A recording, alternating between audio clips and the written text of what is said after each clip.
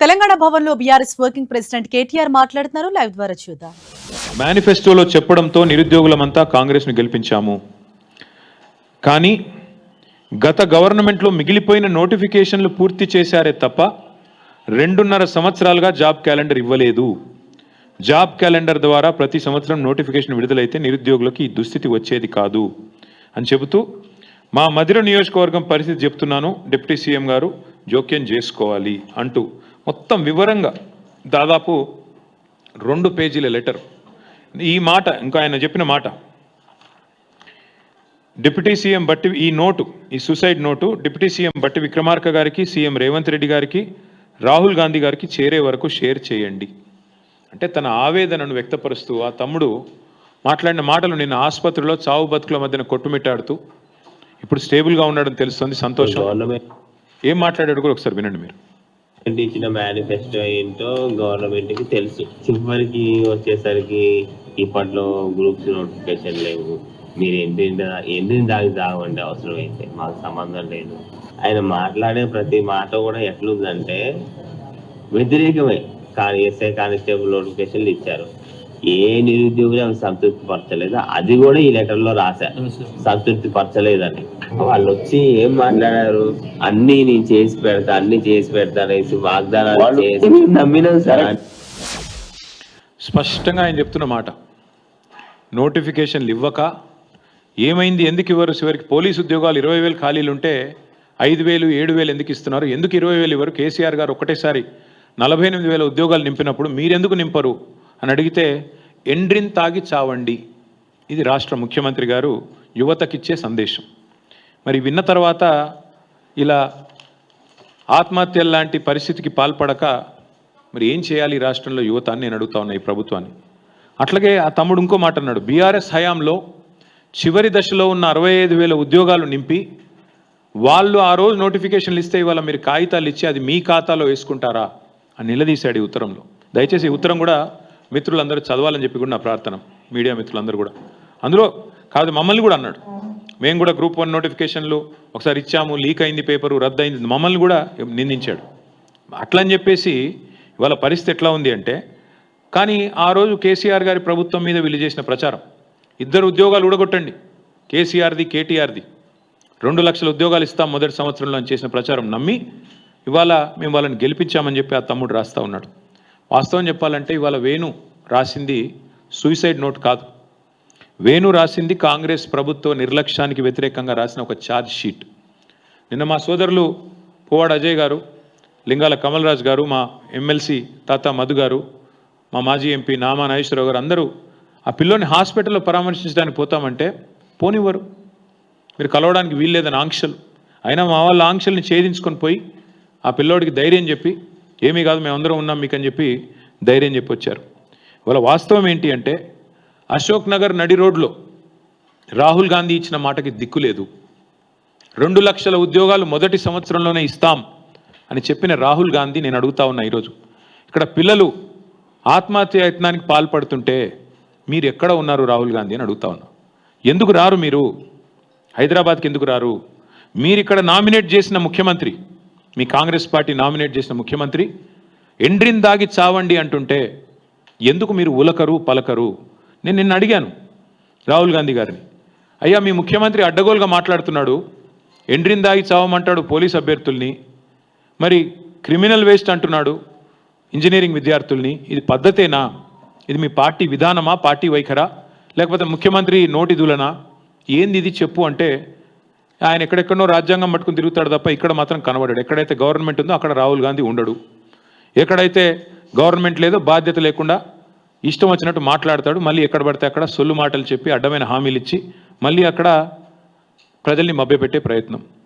నేను ఇవాళ ఈ రాష్ట్రంలో ఉన్న బాధ్యులను కూడా అడుగుతా ఉన్నా, అధికారంలోకి రావడానికి ప్రగల్భాలు పలికి నిరుద్యోగ భృతి ఇస్తామని చెప్పి, అట్లాగే యువతకి ఇది ఇస్తాం అది ఇస్తాం, 10వ తరగతి పాస్ అయితే 10,000, 12వ తరగతి పాస్ అయితే 15,000, డిగ్రీ పాస్ అయితే 25,000, పోస్ట్ గ్రాడ్యుయేషన్ పాస్ అయితే 1,00,000 రూపాయలు, అట్లాగే మన పిహెచ్డి చేస్తే 5 లక్షలు అని చెప్పిన రేవంత్ రెడ్డి గారు అని ప్రగల్భాలు పలికిన బట్టి విక్రమార్క గారు, మరి మీ సొంత నియోజకవర్గంలో నిరుద్యోగి ఉత్తరం రాస్తే ఏది మీ స్పందన? ఎందుకు మీ నుంచి కనీసం ఒక మానవతతో కూడిన ఒక చిన్న సందేశం, అయ్యా పిల్లలు చావకండి మేము కాపాడుతామని ఒక మాట ఎందుకు రావట్లేదు? పెద్ద దిక్కుగా ఉండాల్సిన వాళ్ళే విషం తాగండి, చావండి, మీరు బావిలో దుంకండి అని మాట్లాడితే మరి వాళ్ళ ఏం జరుగుతుంది? ఇట్లాంటి పరిణామాలు కాక ఆలోచించాలని చెప్పి నేను కోరుతా ఉన్నా. ఇంకా విచిత్రమైన పరిస్థితి ఏమంటే, రాహుల్ గాంధీ గారి నాయకత్వంలోని ఈ పార్టీ మేము వీరికి బుద్ధి రావాలనే మన ఏ రోజైతే వాళ్ళు యూత్ డిక్లరేషన్ ఏ ప్రాంగణంలో అయితే పెట్టారో సరూర్ నగర్లో, అక్కడే పెట్టాం మీటింగ్. మేము కూడా పెట్టి గుర్తు చేయడానికి కాంగ్రెస్ పార్టీకి, అయ్యా మీరు ఇచ్చిన వాగ్దానాలకి 4 ఏళ్ళు అయింది, మీ ప్రభుత్వానికి ప్రజలు ఇచ్చిన కాలం కూడా గడుస్తున్నది, ఎప్పుడు స్పందిస్తారు అని చెప్పి అక్కడే ఒక సభ పెట్టి నిరుద్యోగుల సాక్షిగా ప్రశ్నించాం. ఏమడిగాము? 24 హామీలు ఇచ్చారు మీరు యూత్ డిక్లరేషన్లో, ఒక్కటన్నా అమలైందా?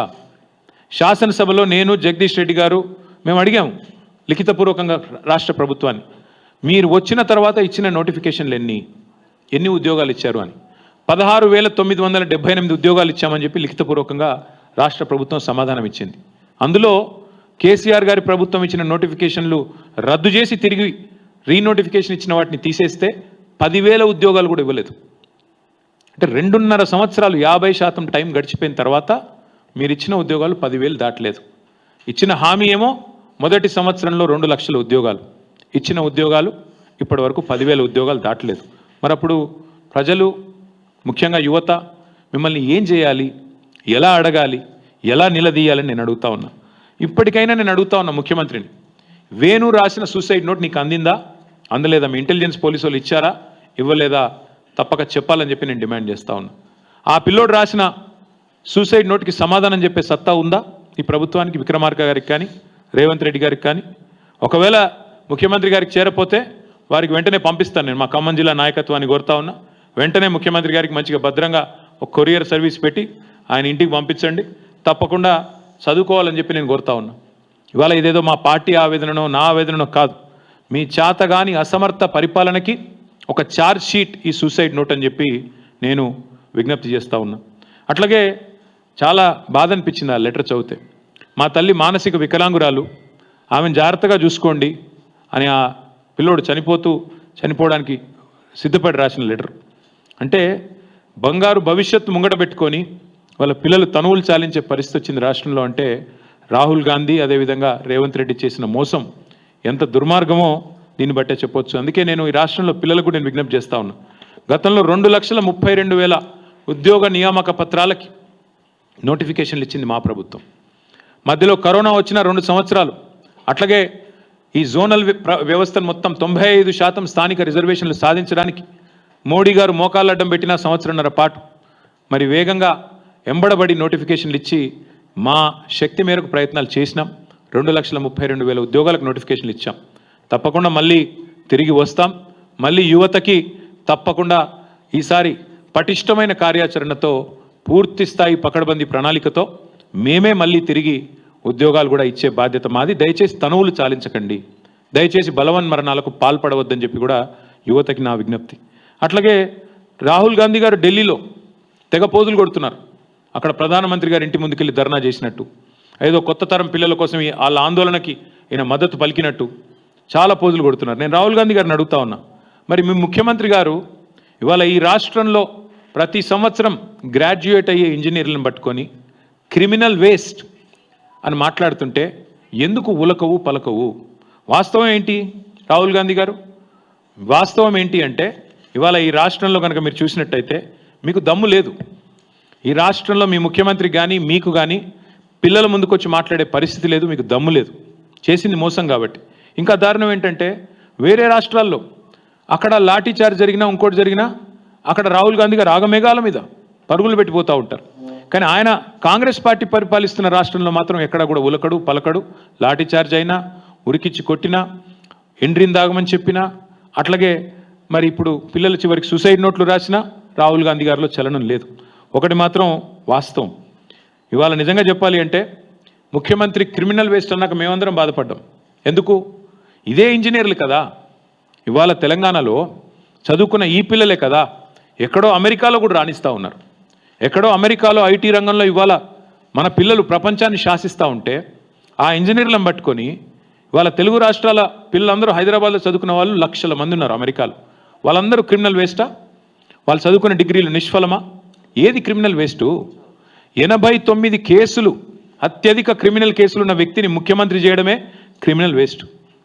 అత్యధిక క్రిమినల్ కేసులున్న వ్యక్తిని ముఖ్యమంత్రి చేయడం కాంగ్రెస్ పార్టీ తీసుకున్న నిర్ణయం. That is criminal waste. అసలు క్రిమినల్ వేస్ట్ అంటే ఏంటి? రాహుల్ రేవంత్ కలిసి పంచిన గ్యారంటీ కార్డులు క్రిమినల్ వేస్ట్. రాహుల్ గాంధీ రేవంత్ రెడ్డి కలిసి ప్రకటించిన 13 డిక్లరేషన్లు, దట్ ఈస్ క్రిమినల్ వేస్ట్. కరువు టైంలో 100 టీఎంసీల నీళ్ళని కిందికి వదిలేయడం, దట్ ఈస్ క్రిమినల్ వేస్ట్. ప్రగతి భవన్ ఉండంగా రెండో Jubilee hills palace, body palace ఏదో కట్టాడు కదా 200 కోట్ల రూపాయలతో, దట్ ఈస్ క్రిమినల్ వేస్ట్. రాష్ట్రంలో గ్యారంటీలకు పైసలు లేవు, అమలు చేయడానికి డబ్బులు లేవు అంటూ బుకాయిస్తూ మరొక వైపు 200 కోట్లు ఖర్చు పెట్టి అందాల పోటీలు పెట్టడం, దట్ ఈస్ క్రిమినల్ వేస్ట్. అట్లాగే మెస్సీతో ఫుట్బాల్ మ్యాచ్ అని చెప్పి 100 కోట్లు తగలబెట్టడం, దట్ ఈస్ క్రిమినల్ వేస్ట్.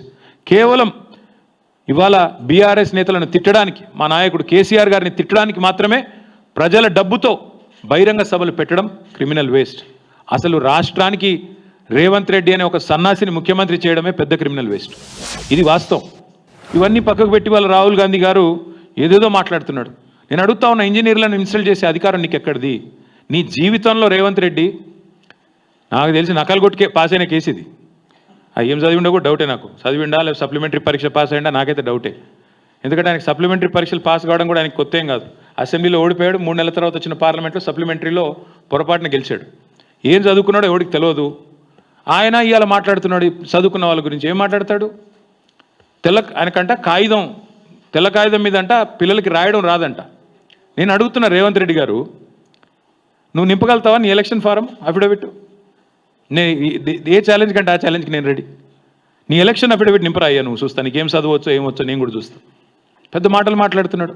జీవితంలో ఒక పోటీ పరీక్ష రాసినావా?